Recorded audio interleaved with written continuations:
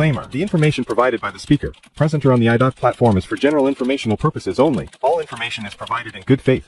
However, we make no representation or warranty of any kind, express or implied, regarding the accuracy, adequacy, validity, reliability, availability or completeness of this information.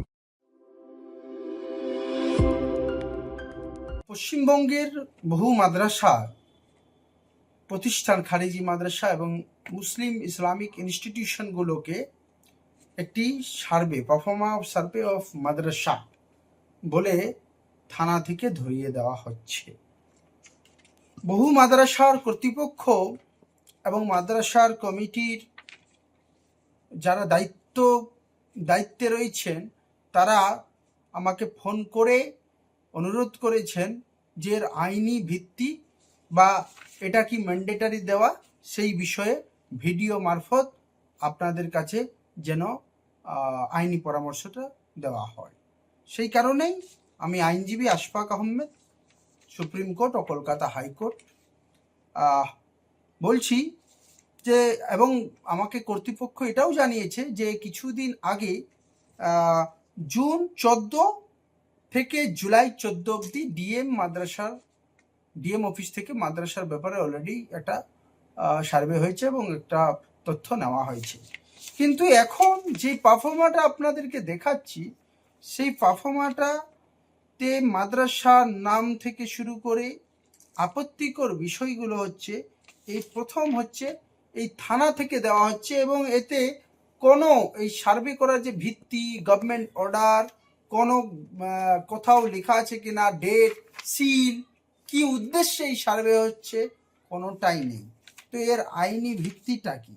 আমি যদি বলি যে পারফর্মাটা যদি বিশ্লেষণ করি তো এই ফর্মে কোনো কিছু তথ্য উল্লেখ নেই, মানে সরকারি গভর্নমেন্টের কিছু, কিন্তু ঠিক আছে কিছু প্রশাসনিক প্রয়োজনে কিছু তথ্য চাওয়া যেতে পারে, যেমন মাদ্রাসার নাম, ঠিকানা, স্বীকৃতির অবস্থা, প্রতিষ্ঠান সাল, ছাত্রছাত্রীর সংখ্যা, শিক্ষকের সংখ্যা, জমির ধরন এবং অর্থের উৎস।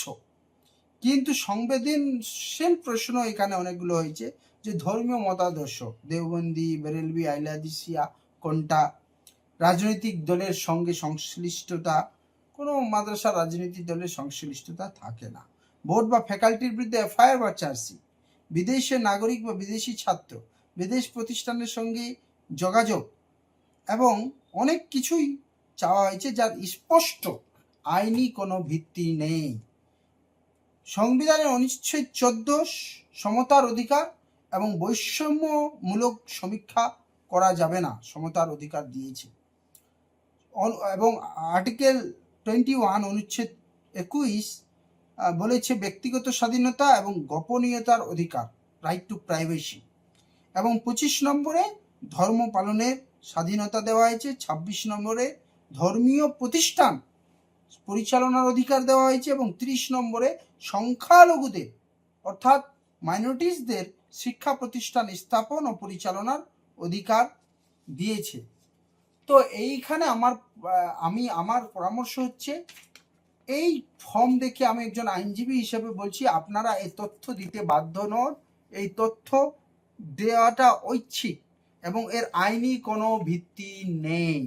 যতক্ষণ পর্যন্ত না সরকারি গভর্নমেন্টের কোনো অর্ডার, নোটিফিকেশন হচ্ছে এবং প্রপারলি ওখানে পারপোজ মেনশন করা হচ্ছে কি উদ্দেশ্যে, কিসের জন্য, ততক্ষণ পর্যন্ত এই তথ্য দেওয়া আপনার ঐচ্ছিক বিষয়।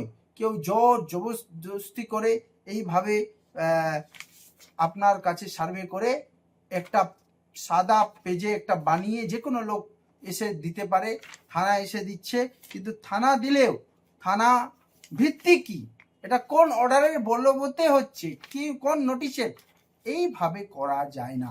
আমার পরামর্শ হচ্ছে যে এটা ম্যান্ডেটারি নয়, এটা দেওয়া জরুরি নয়, বাধ্যতামূলক নয়। যতক্ষণ পর্যন্ত কোনো যারা এই সার্ভে করতে আসছে বা সার্ভেটা জানতে চাইছে বা ফর্ম দিচ্ছে, তারা এর আইনি ভিত্তি আপনাদের সামনে কোনো গভর্নমেন্ট অর্ডার, কোনো সার্কুলার, কোনো কিছু উল্লেখ না করে, কোনো নোটিফিকেশন যতক্ষণ না উল্লেখ করে এই দিতে আপনারা বাধ্য নন।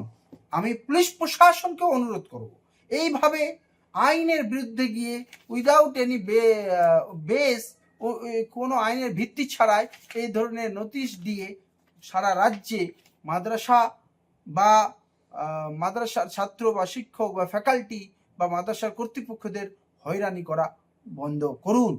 না হলে মাদ্রাসার যারা কর্তৃপক্ষ আছে তারা আমাকে ইনস্ট্রাকশন তারা ক্লায়েন্ট হিসেবে আমাকে ইনস্ট্রাকশন দিলে আমরা অবশ্যই আইনি পথে এই বিষয়টা নিয়ে যাব।